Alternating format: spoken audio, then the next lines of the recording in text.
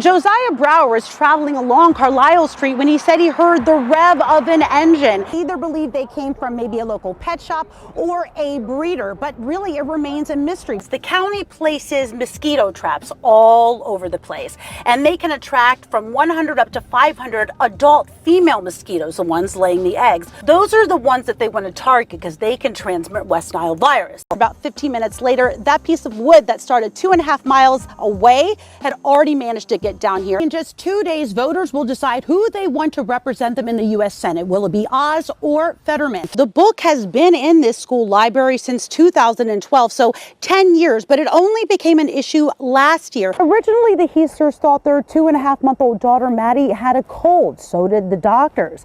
But the next day, things drastically changed when she was diagnosed with RSV. This is a huge piece of evidence that they kind of left sitting here. If you look right there, there is a shell case. One shooting on Market Street and then another shooting here on Brookwood. And according to neighbors, when the days get warmer, images like this become much more common. Another person laid here and was treated. He was in the worst condition, ultimately taken to the hospital. I'm actually in Santorini. Just kidding, I wish I was, but I am at the Greek Festival. His wife is in Utah, so she has not seen this damage yet, and he is a little worried about what she's gonna think when she gets here. This is made for buffalo wings, a big popular about a week ago. How high should I go, everyone? I think, can I go to the top? If no one wins tonight, that's okay, because on Wednesday, that means the Powerball drawing will be even bigger at $680 million, or roughly $326 million in cash. So good luck to all of you. Thank you so much for joining us.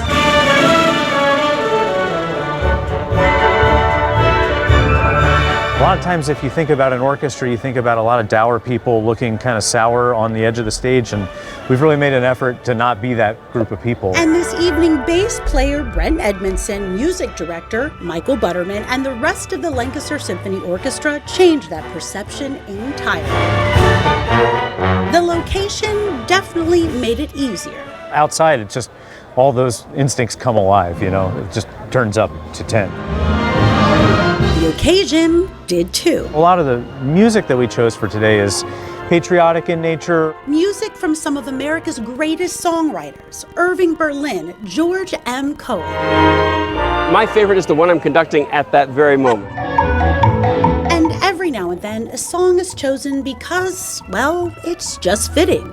Horse and Buggy, which I think was like the perfect Lancaster clip-clop going the whole way through it. But ultimately, no matter the song or the occasion, whether you are the musician or the conductor, it's the unexpectedness of live performance that makes it magical. And when you're really connected with each other, you feel that you can actually kind of do things that you haven't necessarily rehearsed, but you can make them happen in the moment. And right before the audience's eyes. According to Lieutenant Patterson with West Hempfield Township EMS, only 10% of those that suffer from a heart attack survive. The reason that Paul Snyder is here today is because CPR was administered early and everybody played their part. This past Father's Day, 78-year-old Paul Snyder and his son Mickey were out at the movies. Everyone was in good spirits, but halfway through the film, Mr. Snyder started to feel uneasy. Sat down on a bench and he held his head down. I could tell something was different. His son recommended that they go to the hospital, but Mr. Snyder said he was fine. Instead, they went home, and that's when things took a turn for the worse. He is gasping for air. And it happened so fast. Mickey called his brother Paul, who had learned CPR 15 years ago. He was frantic on the phone, and he was frantic. He was like, Dad's turning blue. He's dying right in front of us. All his wife of 56 years could do was watch. It's a very scary thing when your husband stops breathing. When Paul arrived, his training immediately kicked in. My wife and my brother quickly got him down to the floor, started some really hard CPR on the chest. Moments later, police and EMS arrived. They were like superheroes, yeah, for real. There had to have been 6 or 7 people there within minutes. So when you look at the chain of survival, there's 3 key parts. Early 911, early CPR, early defibrillation. 7 minutes later, Mr. Snyder's heart started beating again. My time could have been up. I did ask if he learned anything from this entire experience. He told me spend as much time as you can with your family and that money and things don't matter, just love. In West Hempfield Township, Amber Gerard, WGAL News 8.